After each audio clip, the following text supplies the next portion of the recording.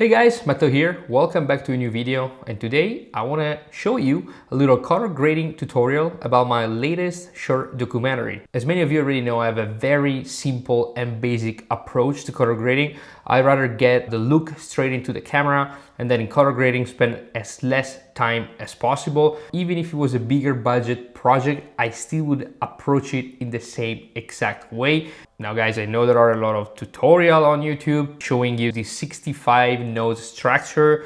Yeah, maybe it's a really good thing in terms of theory, but the reality is that you will never spend 3 hours on one single frame.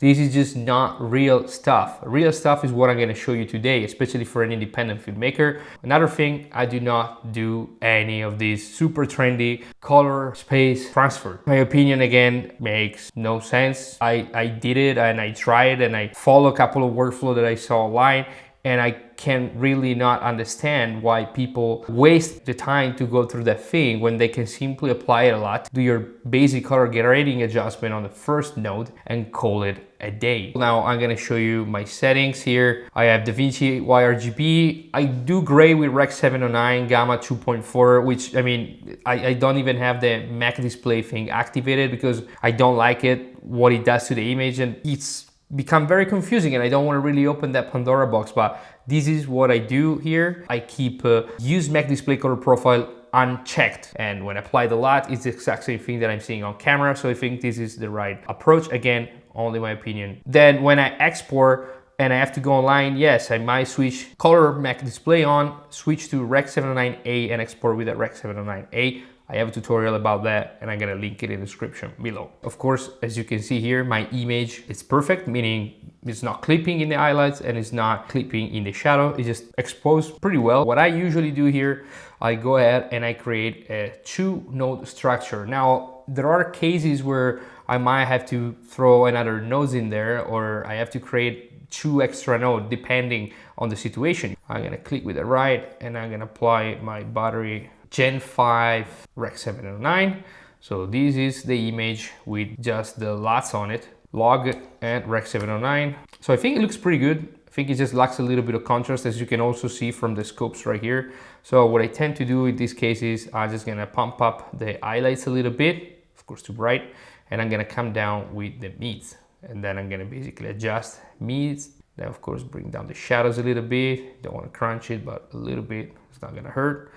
And in my opinion, also, it's kind of very good white balance right now, but if I have to be honest, I would like to warm it up. So I'm just gonna go ahead, do maybe a 60 point. Here we are, and we have our beautiful clip. Maybe we can increase contrast a little bit, maybe a little bit more the highlights and coming down with the mids. You don't wanna crash it, of course, too much, especially on the skin like that is gonna become too punchy, too contrasty, but you really have to manage the mids and the shadows. Now, of course, I was shooting all handheld, meaning that I have a 6K full frame, so I have the gyro information. So what I did for pretty much every clip that I saw it a little bit shaky, I go into the editing, stabilization, and here you select camera gyro, and here we have it. Of course, it's gonna crop a little bit. By shooting 6K, delivering 4K, that's not a big deal. So as you can see, this is the stabilized shot, very stable. Now, this is another interesting situation. As you can see here, it's already quite good. Of course, what is helping us here is also the dynamic range of the Blackmagic 6K full frame, or the Pixis, same sensor, or the old Pocket 6K. As you can see, is managing the shadows and the highlights extremely well. Let's check our scopes. I highly recommend, if you're shooting B-RAW, to come here and to select highlights recovery. As you can see, it gives you a little bit more information. As you can see, we have all our information. We can actually push it a little bit here. And then we work our way around with the mids. In this case, again, when people ask me, yeah, but the shadows are a little bit dark. Guys, I don't care to see all the details in her black shirt. I don't care about seeing the details right here. What's the matter? The focus is her hanging the fish. I'm gonna increase the shadows just a tad, okay? And this is my final image. And I do think it looks fantastic. All the details are there inside of the fridge. You can see the beautiful fish. I actually love these LED lights. Of course, there's some micro shaking, but it's not really bothering me. If you want to stabilize it, let's just go ahead. Camera gyro, stabilizing, and boom. Let's check it out. no more micro shaking. It stabilized it perfectly, much better than any IBIS that I tested on any single camera. Of course, if you want to call yourself a camera operator, you should also be able to operate a camera fairly steady, because when people ask me, oh my gosh, how were you able to shoot handle? Like, people pay me in order to do that, so it should be one of the skills that I should have. Now let's gonna move on the first interview. So in this case is the guy. As you can see from the log, it's a little bit shaky because it was 42 degrees and I was like standing there, no tripod. Of course you can see the camera moving a little bit even after stabilized, but that's fine. I didn't intend this to be on a tripod, so I think it's great. And it's way more documentary style. As you can see here, the image was captured with a little bit higher level compared to the other ones. It's not overexposed, but it's a little bit higher, as you can see here. Of course, we were outside, and even with 6-stop dynamic range, it still was like 4 or 5.6, so a little bit brighter. As you can see here, I'm not clipping any highlights, so I can push my highlights a little bit higher, because even on his forehead, he's not actually clipping. It's beautiful and smooth, great roll off. Actually, the shadows, we have space to go down. As you can see, they're still not clipping. We can bring down the mids a little bit more the highlights.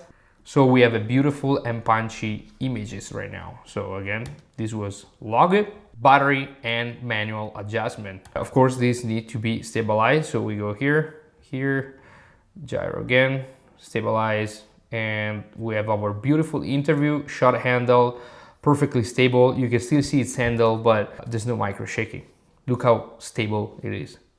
Now we're gonna jump to the other interview because I think it's quite interesting. So it's this one right here. There is the breakdown of the cinematography, so you can see where the contrast comes from on her face, where the light's coming in. Everything you can see it in the behind the scene video. Here I did actually a 3-node structure, weirdly enough, because I think I really like the contrast, but I also wanted to give a little bit of light on her face. So after we apply the natural Rec 709 and we come here and we push a little bit the highlights, right here, see what I mean? It's like very, very contrasty, actually, very bright, and I actually love it. And it's really looking pretty good.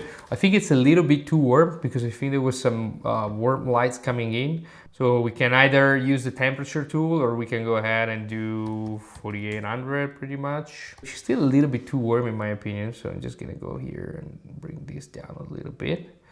There you have it. Let's check the tint is at 0, which is great. Now, as you can see, there's a little bit of a harsh highlights on her shirt here. So what I think we should do is bring down a little bit the mids again and the highlights, and that's why I use the other node. See, now she's a little bit too dark on her face, but the reason why I use this, I just apply the mask, and this has to be very subtle, guys, so just don't exaggerate. And then we can use this tool to bring up just slightly some darker part on her face. So as you can see, it's still a little bit too noticeable in my opinion, so we're just gonna make it a little bit smaller. Another thing that we could do if we really want to, if it could be a little brighter here, so what you can do here is creating another mask. I'm gonna diffuse it quite a lot right there, and we're gonna bring it down the levels a little bit, not too much, but just enough to just focus the attention a little bit more on her. Without the mask and without this mask, it would be like this, and then we put this on, and this is basically the before and after.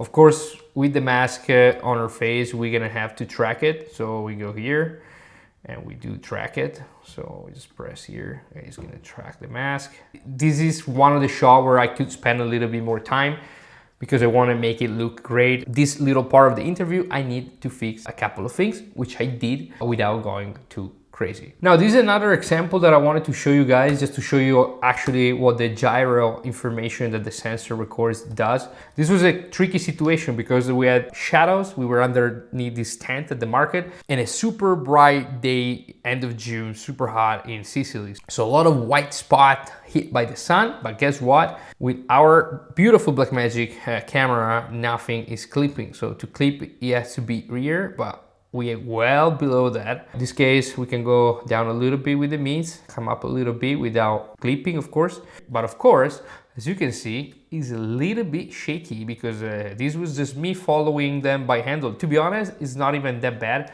It's something that if I didn't have the gyro thing, I wouldn't go mad or crazy about it. I think it's fine. But because we can stabilize this shot with the gyro data without messing it up too much. And of course here is gonna crop a little bit, as you can see, because there's a lot of movements. What we can do also here is the strength. We can adjust the strength, which I think is fine for this shot. And we're gonna play it back. It's still very natural. We can also increase the strength and bring it to 1, and it's gonna look even better. Check out the left part of the frame where she is. Look how stable that is. It is quite unbelievable. It's just so stable, so smooth. Now, this is one of the example where I don't really have to do much. In this case, I'm just gonna apply the LUT, and the mini major already looks good. Of course, we have to increase a little bit our levels, our contrast, just to make it a little bit more punchy. Now, is it too blue? I don't know, because we were counting to the blue hour. Maybe I will go in bit 100 right there. Before, after, see that contrast, that beautiful bokeh also, because this was shot on a 35mm. Check out, guys, the Leica R on the full frame sensor of the 6K full frame. It's kind of a wide shot, and still you have that beautiful blur also in the ocean and focus on him. And this is also one of the beautiful things of the Leica R, but the characteristic of the Leica R, I have to say, they're quite fantastic. So before and after, this is one of the shots where there was not much to touch. Now let's do one more example, and let's move inside in the kitchen so we can apply our LUTs, and again increasing the contrast slightly. And one of the reasons, guys, why we did the natural Rec 709, the battery LUTs, with not a lot of contrast, is because the theory behind the battery natural Rec 709 is just to give you a great starting point to then start your grade. Because if we do it too punchy, it might not work in some situation. So we decided to basically find a way in the middle and to give you something that could be ready to go, especially if you use the +1, +2 contrast, but mainly to give you guys freedom in terms of like, okay, it's not just a LUT, you apply the LUT and then you do your basic adjustments. Now, in this case, we need to be careful with that play because it's gonna clip quite easily, but what we do here, we count down with the highlights, and I actually love the light from the Aputure MC. Check these out. It's very clean, very beautiful. And also here, we're just gonna copy and paste. Maybe the highlights a little bit high right there. So we're gonna come down. And this is actually one of my favorite shots. We're gonna go ahead, copy and paste. Again, guys, I do not care about seeing anything in this side of the hand.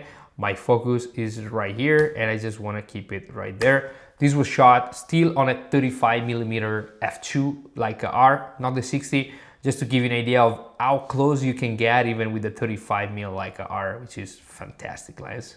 A very last shot, guys, just to show you again the gyro information, how well it works. So this is the log, this is the Rec 709, already did all my tuner structure right here. So basically here I was moving the camera with the olive oil falling down. Look how smooth it is. Again, the gyro stabilization is just fantastic. Now, it's not a gimbal, and if you start filming like this, it's not gonna work that well. But just to show you guys what it looks like without stabilization, just to give you an idea of how I was able to still capture this shot handled, it's still incredibly smooth. When you think about it, I was so close. This is not stabilized. Now the gyro works, and in some situation it really saved me because it did stabilize some incredible shot.